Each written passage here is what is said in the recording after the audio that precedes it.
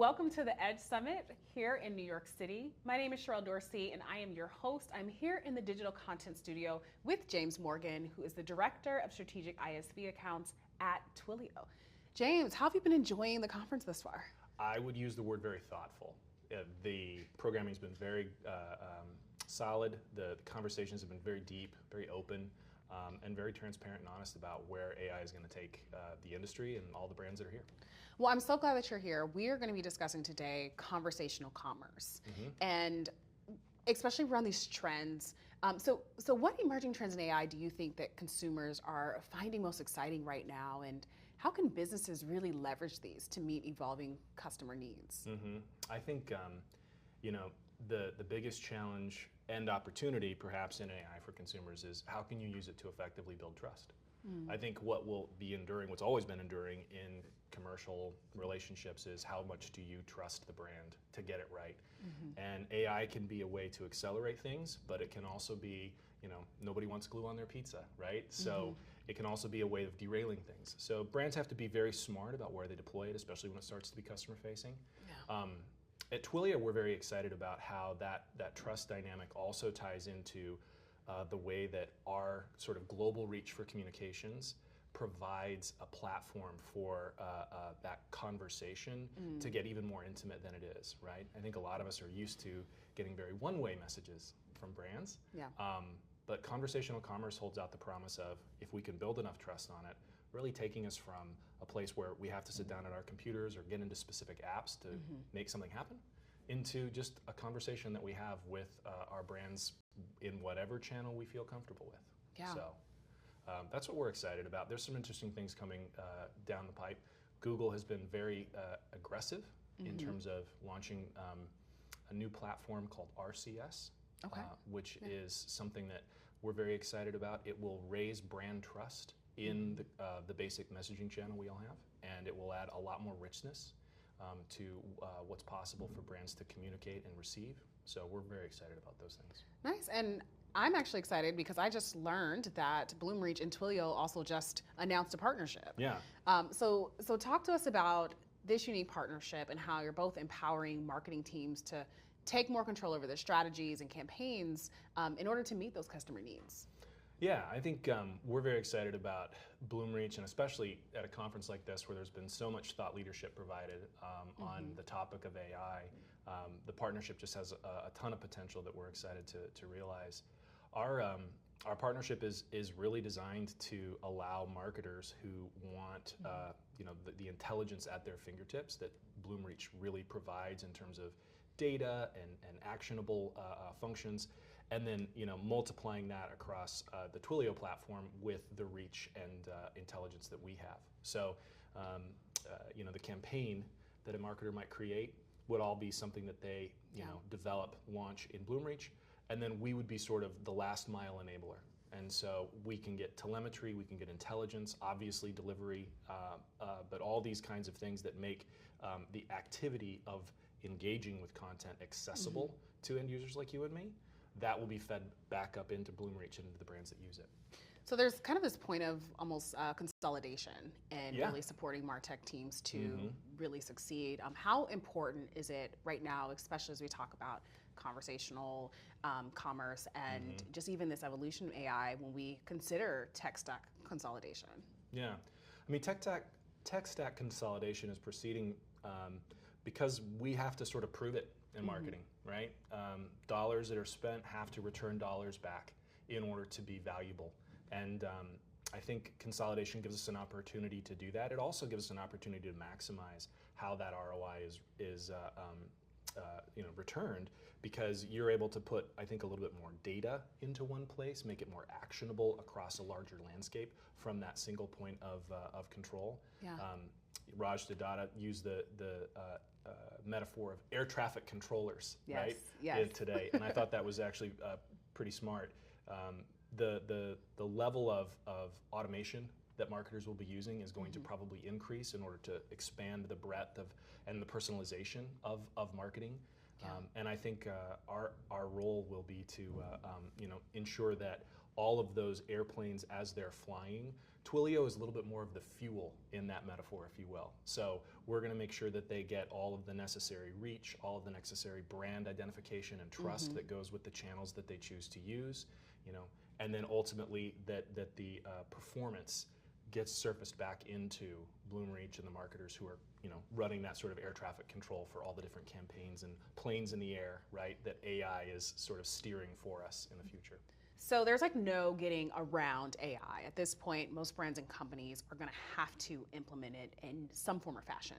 And so in terms of the marketplace in general, how are you seeing AI really impact e-commerce brands? Yeah, I think what we've heard today is that there's a lot of trial and error, right?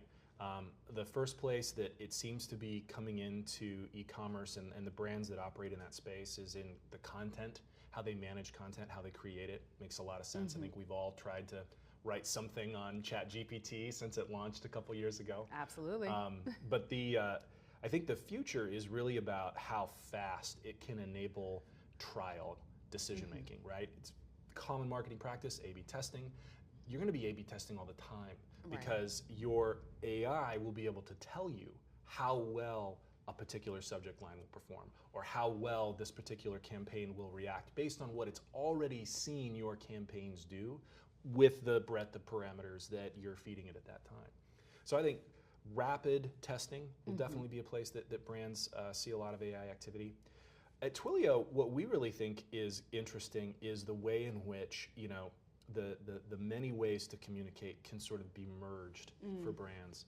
And so we are building towards a future where a brand won't necessarily segment a campaign by channel, but they'll be able to sort of articulate a range of ideas or goals that they have for a campaign, and intelligence that runs in our network or perhaps on Bloomreach picks those channels more efficiently so that if we're trying to do something cheap for clearance and we don't want to put a lot of money behind it, we can choose email or cheaper channels.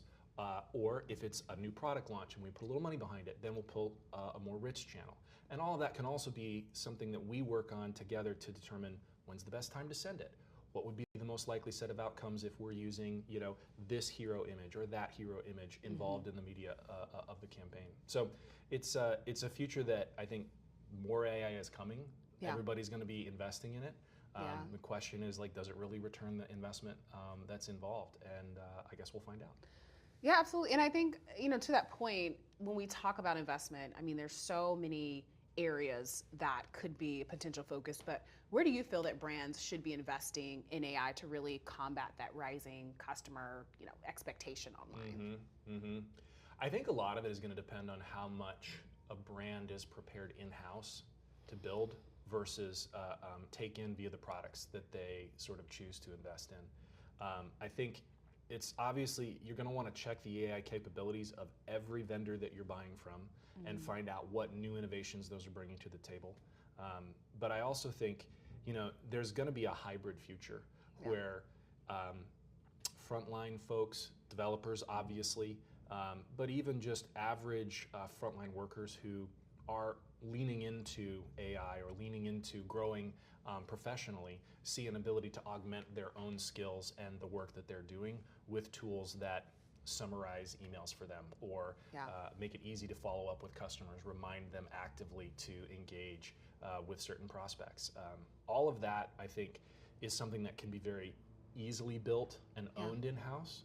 And so I think it's about finding the right mix for your brand, about how much tooling do you build yourself, give to your field to use, see what works, how fast can you iterate on those lessons, and how much do you need to rely on a partner, Bloomreach, Twilio, numerous others, to sort of own that experience end to end. That's where I think brands should be thinking about putting their money.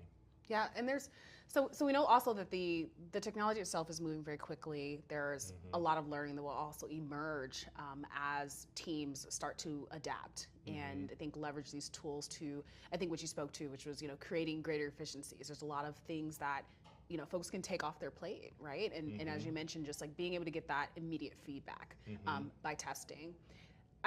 Let's think 10 years in the future, right? How do you think that e-commerce is going to transform the online shopping experience overall? May not even be online anymore. I think this is one of the points that Raj was making just now, and frankly, I've been kind of thinking about it in advance of this conversation. I think there's a future where web doesn't provide the primary engagement point for brands. I think the interfaces that we have in our lives of keyboards and screens are very helpful and now very efficient at enabling digital access. Yeah. But I think with the advent of AI, there's an even more frictionless future where the AI resource, there's been some bad attempts at this. I think you've seen the AI pin, right? Yes, yeah, yes, right. yes. But where those kinds of capabilities are just sort of on our person, and we're engaged with them in perhaps a verbal chat, right? I mean, Twilio just today announced a new support for the AI, the real-time API that OpenAI has launched, which now provides for that same sort of almost conversational live voice feedback that we get when we're talking person to person, now capturing how fast an AI can sort of listen, respond, process, and engage back with us. And I think that's kind of the future, especially as there's more compute power put in our pockets through things like our smartphones and the chips that go into them, whether they're made by NVIDIA or Apple or whatever, right? Yeah. We're going to have a lot more intelligence just in our pocket, and I think it will change how we engage information. Absolutely. James, thank you so much for being here and for just all the insightful things that you also shared on the stage today at the Edge Summit. It's so great to have you. Likewise. And if you're watching the live stream, make sure you also check out a lot of James' insights as well here at the Edge Summit. Thank you so much for being here with us. And thank you again, James. My pleasure.